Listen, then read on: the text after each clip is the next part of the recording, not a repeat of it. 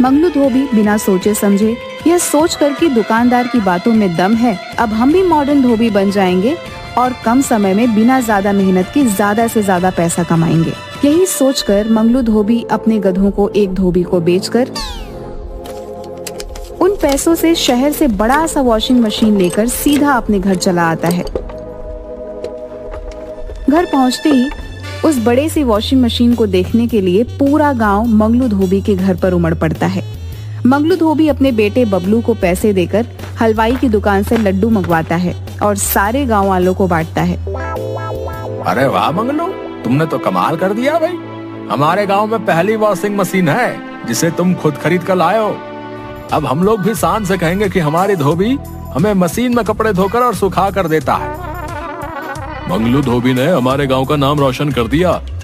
अगल बगल 200 गांव में किसी के पास वॉशिंग मशीन नहीं है। ये हमारे गांव की उपलब्धि है, उपलब्धि। अतः हम सब मुखिया जी से आग्रह करते हैं कि मंगलू धोबी को एक शॉल गिफ्ट कर उसे सम्मानित किया जाए। मुखिया जी दुकानदार से एक शॉल मंगवाकर मंगलू धोबी को सम्मानित भी करते हैं। मंगलू धोबी सहित उसके परिवार का सीना चौड़ा हो गया था, क्योंकि आज पूरा गांव उसकी जय जयकार कर रहा था। मंगलू धोबी एक लंबा चौड़ा भाषण दे डालता है। आदरणीय मुखिया जी, गांव के सम्मानित लोग और हमारे गांव के साथियों, जैसा कि आप लोग जानते हैं कि जीवन भर मुझे बेवकूफ धोबी के नाम से नवाजा गया, लेकिन आज वही लोग मुखिया जी सहित हमारी सोच को सलाम करते हुए हमारी जय जयकार कर रहे हैं। अंत में मैं गांव वासियों से यही कहना चाहूंगा कि कोशिश करते रहने से हमारे जैसे बुद्धू बेवकूफ आदमी भी अपनी सोच की बदौलत गांव की शान बन सकते हैं। आप लोग भी गांव को आगे बढ़ाने के लिए हमारी जैसी सोच पर अमल कर गांव को तरक्की के रास्ते पर आगे बढ़ाएं। जय रूपापुर की जनता। भाई वाह, हमें आज तक नहीं मालूम था कि अपना बेवकूफ समझे जाने वाला मंगलू धोबी इतनी सरलता से सटीक भाषण दे सकता है। गांव के युवाओं को मंगलू धोबी से इंस्पायर होने की जरूरत है भाई। एक बार फिर से मंगलू धोबी को गांव के लिए उपलब्धि पर तहे दिल से शुक्रिया। भाइयों एवं बहनों, अब मुखिया जी वॉशिंग मशीन का स्विच दबाकर उद्घाटन करेंगे। कृपया आप लोग जोरदार तालियों से मंगलू धोबी की इस उपलब्धि का स्वागत करें। ला भाई, एक नारियल पहले फोड़ दूं, उसके बाद स्विच ऑन कर वॉशिंग मशीन चलाएंगे। 1 मिनट रुक जाइए मुखिया जी। हम सब वॉशिंग मशीन गांव में आने की खुशी में ये भूल गए कि हमारे गांव में तो बिजली अभी आई ही नहीं है, तो फिर वॉशिंग मशीन चलेगी कैसे?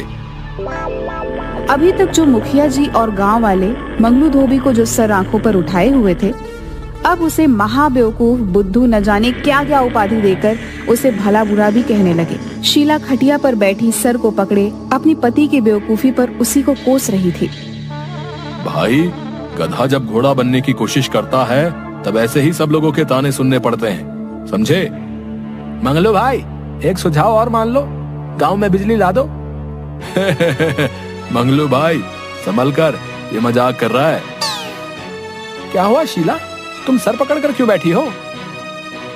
जिस घर में 4-4 गधे हों, उस घर की मालकिन की स्थिति समझी जा सकती है। 4 नहीं, 5 गधे, क्योंकि गधे की बीवी भी गधी ही होती है। सभी गांव वाले हंसने लगते हैं। गांव वालों के ताने से बचने के लिए मंगलू धोबी पूरे परिवार के साथ नदी किनारे जाकर उदास बैठा रहता है। तभी वहाँ पर वही साधु आता है जिसने कहा हुआ रहता है कि तुम्हारा एक वरदान मेरे पास उधार है। क्या हुआ बालक? इस तरह एकांत में सपरिवार उदास बैठने का कारण जान सकता हूँ क्या? महात्मा साधु जी, कृपया हमें वर दें कि किसी तरह से मेरा वॉशिंग मशीन चलने लगे। ये लो बच्चा त्रिशूल, इसे मशीन में लगा देना। ये सूर्य, तारों और ग्रहों से एनर्जी लेकर वॉशिंग मशीन चलाएगा। जा बच्चा, कल्याण हो जाएगा, जा। मंगलू धोबी की इच्छा के अनुसार साधु वर देकर चला जाता है। गांव लौटकर मंगलू वॉशिंग मशीन में त्रिशूल फिट कर देता है और स्विच ऑन करता है। वॉशिंग मशीन चलने लगती है। उसकी आवाज सुन गांव के लोग इकट्ठे हो जाते हैं। भाई मंगलू, मुझे माफ कर दो। तुमने वॉशिंग मशीन चलाकर सचमुच साबित कर दिया कि गधे तो हम मजाक उड़ाने वाले रह गए। तुम तो घोड़ा बन हमसे कहीं आगे निकल गए भैया। मंगलू, हम आज सचमुच शर्मिंदा हैं। तुम हम लोगों से कहीं अधिक होशियार हो। आज मंगलू और उसके परिवार ने साबित कर दिया कि ये हमारे गांव के रत्न है, रत्न। मैं तो यूं ही नेता हूँ, गांव के असली नेतृत्व करने वाला नेता तो हमारा मंगलू है। मंगलू धोबी का अब गांव में रौब हो जाता है। वो जहाँ जाता है सेलिब्रिटी की तरह उसका स्वागत होता है।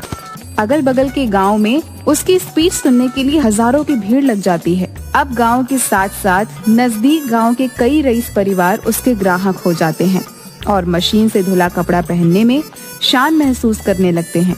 धीरे धीरे मंगलू धोबी अमीर हो जाता है। दूसरे गांव के शातिर चोर खिरजू और बिरजू एक दिन मंगलू की वॉशिंग मशीन चोरी कर लेते हैं। दूसरे दिन गांव में हाहाकार मच जाता है।